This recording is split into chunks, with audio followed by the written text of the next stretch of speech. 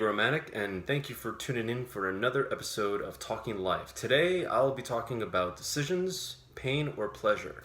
So, just a little introduction to, what's been happening this past week. It's been, I always say crazy week. I could always use a different word, but it's just been an intense freaking week. And really good though, really good. I mean, with any kind of growth, you need to go through challenges in order to then grow, to overcome. So, I'm currently reading, and I think I mentioned it in the previous video, I'm currently reading Awaken the Giant Within by Tony Robbins.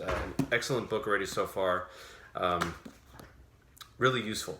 I just finished a chapter which I believe is called, it basically has to do with pain or pleasure, that basically in life we tend to make decisions, choices based on obviously our past events in our life. So we either make choices that are to avoid pain or to gain pleasure.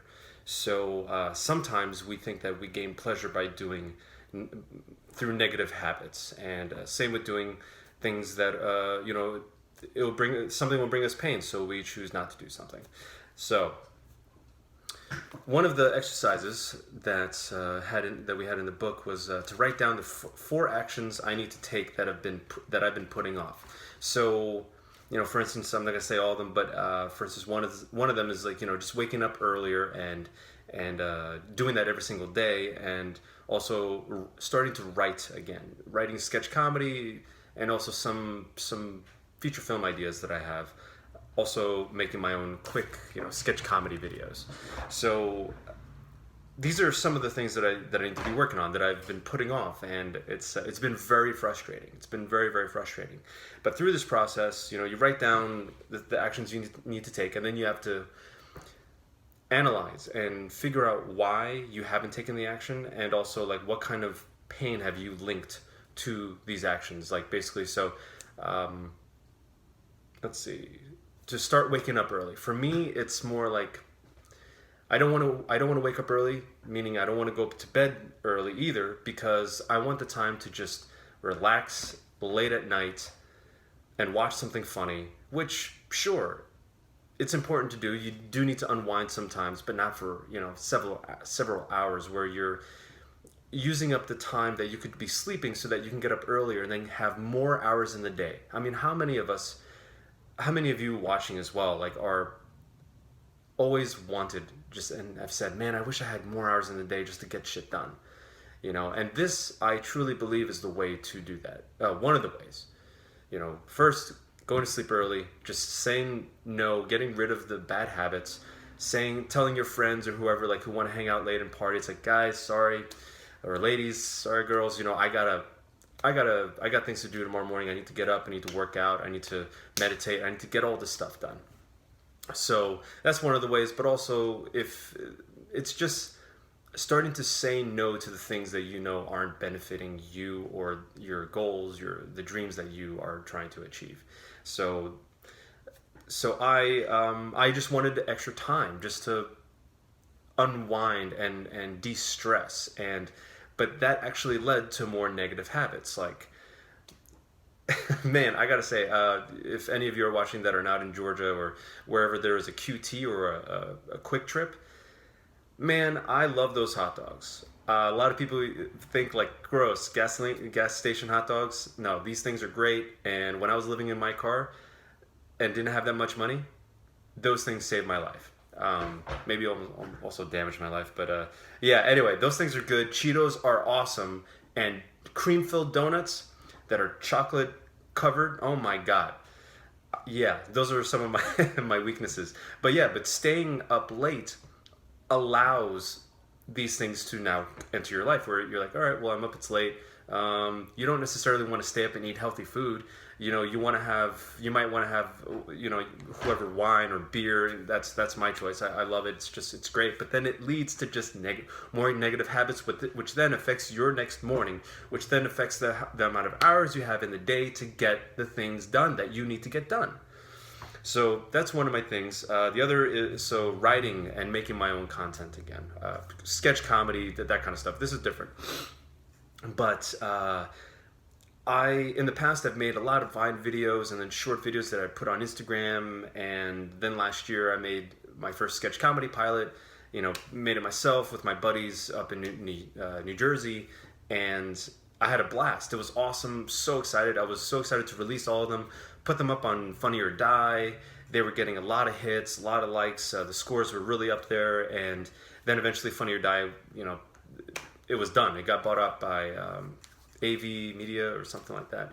But after that, I posted on Facebook and some other places, and they just weren't getting the views, and I allowed doubt and fear to just start taking over. And after that, after those experiences, trying to pitch the pilot to people through LinkedIn and stuff like that, it just doubt started to come in, and I stopped writing. And I write down ideas, like I type them in my phone. My phone is so full of ideas that I think are great, and I let them collect digital dust because I associate writing again with receiving pain, or I guess the possibility of pain in the future.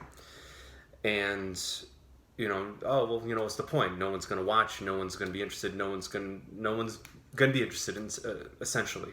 So, what are some of the actions that you think you need to be taking, that you've been putting off for weeks, months, years, man, decades?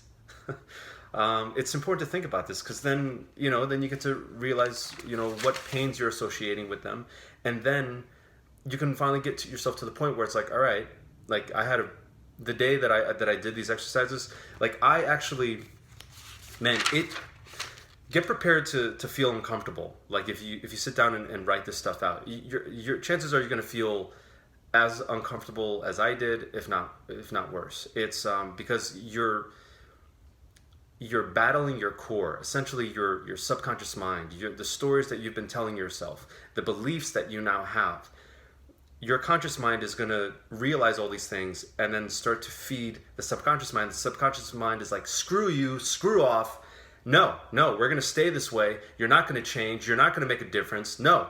And then it's like I'm feeling the energy from that, because it was a really rough day that I could not sit down and answer these questions. I just wrote down the actions and I started thinking about it. I had to wait till the next day until I was able to go through the process and just feel it all. It was intense. It was really, really intense. So let's see, the other parts, like, so once you're finally able to sit down and write these things out, then you start to realize, okay, what I'm associating with pain, with receiving pain. Now, what will happen if I associate with pleasure? What are the good things that will come out of it? The best case scenario that will happen, like if I start taking these actions today.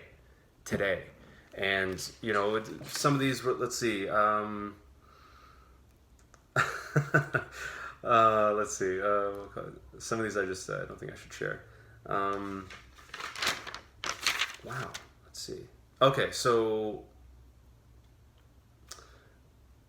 one of them was like, I'll gain the feeling of really and finally being in control of my life. I'll have the physical strength and energy to do all that I want and deserve. I'll be able to attract the perfect woman effortlessly into my life, because when you want somebody that's like really up there, and not necessarily putting on a pedestal, but it's like when you want somebody with the qualities that really align with your heart, your mind, your soul, your spirit,